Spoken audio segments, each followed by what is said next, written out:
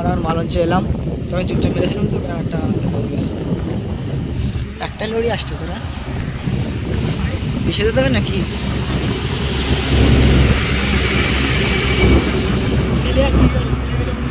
হ্যাঁ, আমরা আমলোক তো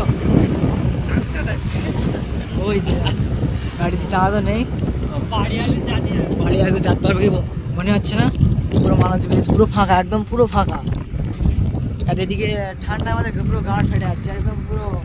আর পাতলা একটা গেঞ্জি, বুঝলে, পুরো গাঁটটা একদম মারা যাচ্ছে। আর মালঞ্চ ব্রিজে পুরো একলা, হয়তো সেরকম লাগছে না, সেটা বড় কথা না, কিন্তু বাড়ি যেতে পারবো কি সম্ভব না।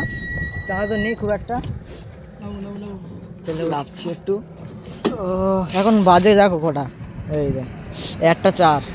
আমরা এখন মালঞ্চ, কোথায় আমরা, কোথায় মালঞ্চে ব্রিজে আছি আমরা মাইল লঞ্চে আছি।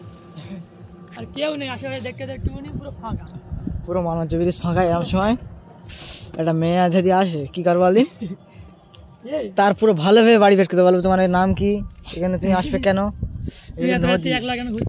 হ্যাঁ পুরো ভালোই বাড়ি বের করতে পারবো একদম। কি আমরা কি খারাপ মাইন্ড আমাদের নেই, সেটা বড় কথা না।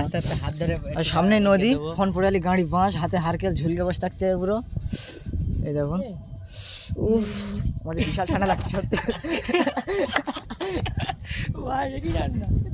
কিন্তু নদী হলে হাওয়াটা বাজছে ভালো, কি একটা আওয়াজ হচ্ছে জানো, সত্যি সত্যি বিশাল ঠান্ডা পড়ছে, কার পয়সা শিখে উঠেছে দাদা।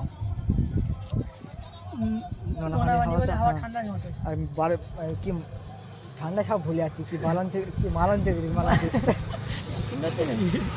ব্রিজ আমরা এসেছি।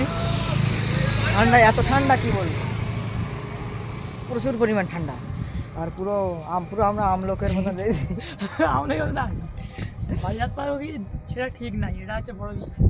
হ্যাঁ, কারণ চার্জ নেই, বুঝলে, চাঁদ নেই, সত্যি সত্যি ঠান্ডা লাগছে। আমার লড়ি